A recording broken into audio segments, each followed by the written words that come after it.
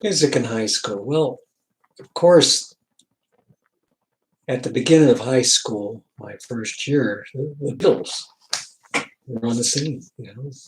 Hard Day's Night, and everybody wanted to have a band. Everybody got a guitar. I had already had a guitar before the Beatles started, and was a folky, and had read maybe, in 63, 64, I'd written maybe one song, two songs. And as the Beatles came on the scene by 64, I was, influenced and wanted to be like them. Who didn't? And a friend of mine, Jane, at school, knew of my involvement in music and introduced me to a guy named Bill Ware, who knew Tommy Boyce. We found out we had a lot in common. I would bring my guitar over to his house after school, and we began to start writing together.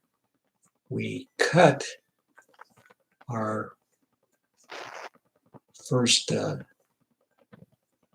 disc in around late 64 with the Whitney Studios.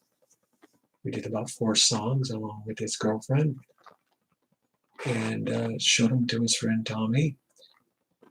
He said, what else can you do? And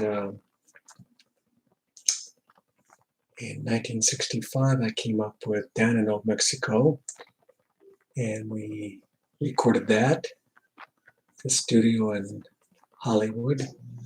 And the guy played all these different instruments, drums, to our song, and it was enough to get Tommy interested, and he has all these different people to see. We went to all the different places, like high school. I mean, all the record labels. We even tried to get it published, and eventually, Purity Records, through a connection with Tommy, signed us to a contract, and we got signed to Action Music Publishing, and we started making demos of our songs for other people, and we started recording things for ourselves, and we try to shop around our songs to different labels too, under different names. One of the names we used was Little Billy and the Mustangs.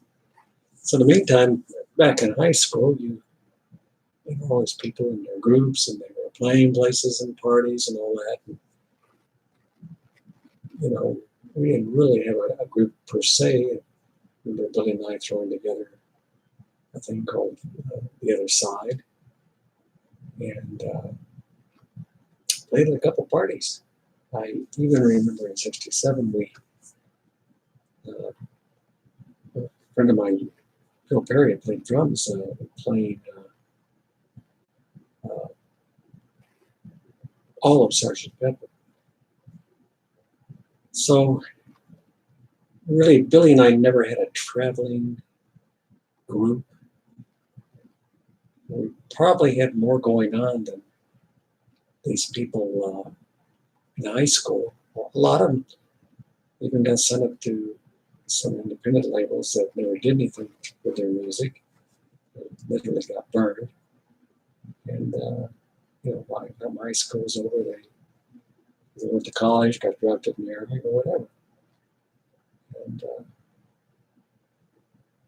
a lot of kids in high school in the 70s, I mean, this was like 65, 70. From 70 to 75, we were doing the same thing.